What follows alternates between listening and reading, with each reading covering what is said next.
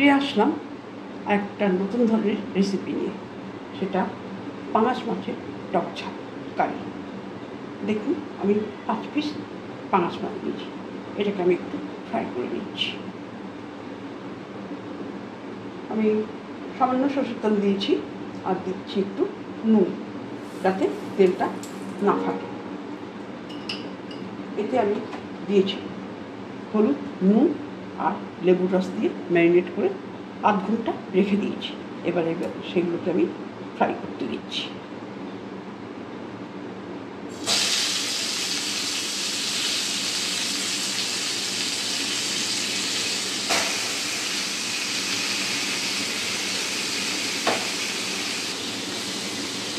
মাছগুলোকে আমি তাওয়ায় দিয়ে এপিট ওপিট করে ভেজে দিচ্ছি।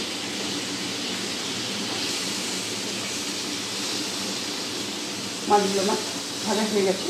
এইভাবেই বাকিটা ভেজে নেব।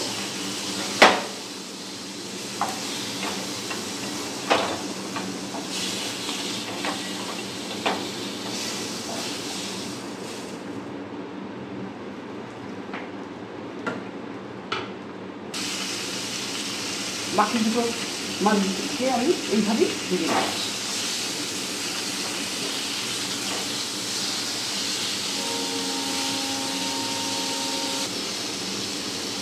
এই মাছগুলো ভীষণ তৈলাক্ত, যার জন্যে বেশি তেলে ফ্রাই করতে নেই।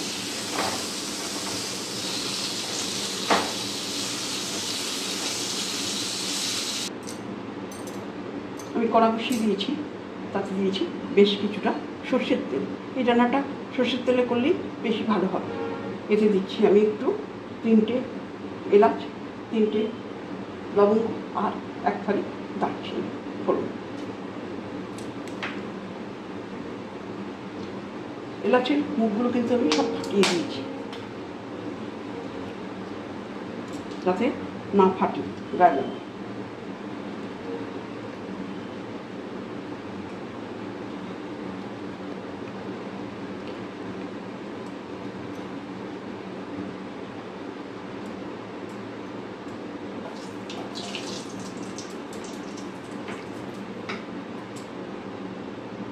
এবার এতে দিয়ে দিচ্ছি একটা বড় সাইজের গোটা পেঁয়াজ কুচানো।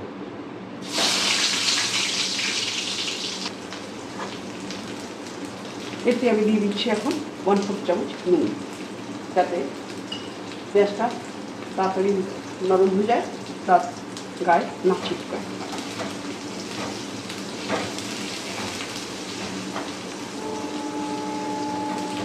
পেঁয়াজটা নরম হয়ে গেছে।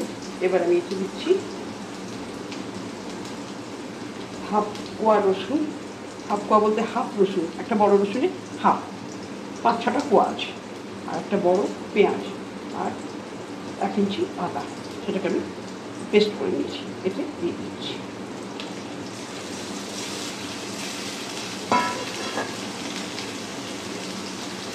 আর এর মধ্যে দিয়েছি আমি 5টা কাঁচা লঙ্কা, এই পেস্টের মধ্যে আছে। নুনটা আপনাদের টেস্ট অনুযায়ী দেবেন।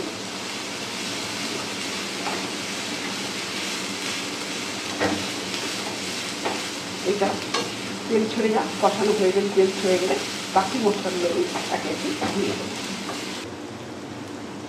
মশলাটায় তেলটা ছেড়ে গেছে। এবার দিয়ে দিচ্ছি রোজকার কিছু মশলা, যেমন জিরে গুঁড়ো 1 চামচ,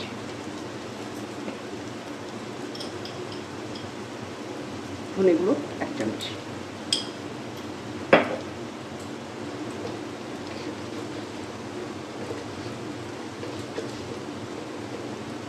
হলুদ গুঁড়ো 1 চামচ,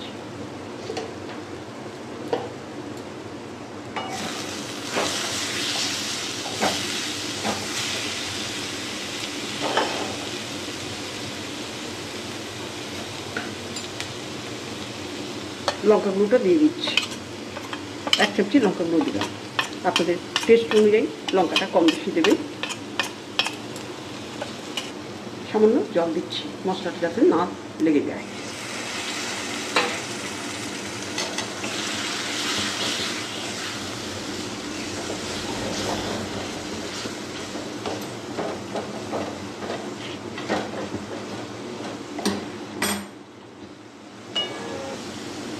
মশলাটা কষানো হয়ে গেছে, এবার আমি দিচ্ছি 2 চামচি টমেটো সস।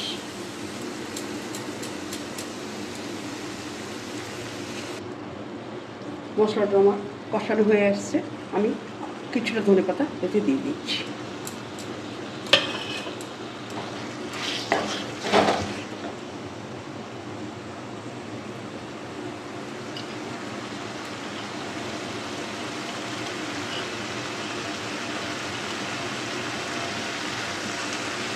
আমি তখন 1/4 চামচ নুন দিয়েছিলাম, এবার বাকি নুনটা দিচ্ছি, সেটাও 1/4 চামচ।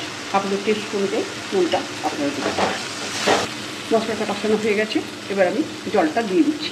আপনারা যেরকম গ্রেভিটা খেতে চান সেই অনুযায়ী জলটা দেবেন। আমি আমার মতো করে দিলাম।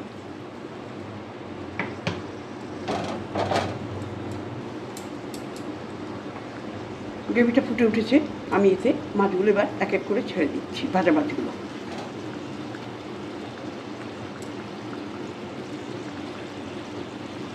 এই টকঝাল মাছটা ভীষণ খেতে টেস্টফুল হয়। আপনারা এইভাবে করে খাবেন, অবশ্যই ভালো লাগবে।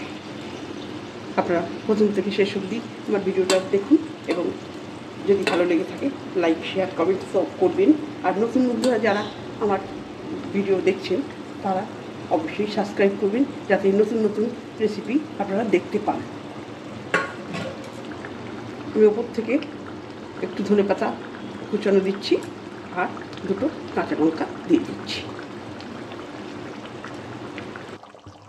তাহলে তৈরি হয়ে গেল টকঝাল পাঙাশ কারি। আমি এটা স্ট্যান্ডিং টাইম দিয়ে নামিয়ে দিচ্ছি, তারপর সার্ভ করে দিলাম টকঝাল পাঙাশ কারি। এরকম একটা রেসিপি যদি ভাতের সঙ্গে থাকে তাহলে আর কিছুই কোনো আইটেমে লাগে না। তাহলে আপনারা আমার সঙ্গে থাকার জন্যে আপনাদের অনেক অনেক ধন্যবাদ। সুস্থ থাকবেন, ভালো থাকবেন। আবার ফিরে আসবো নতুন কোনো রেসিপি নিয়ে। নমস্কার।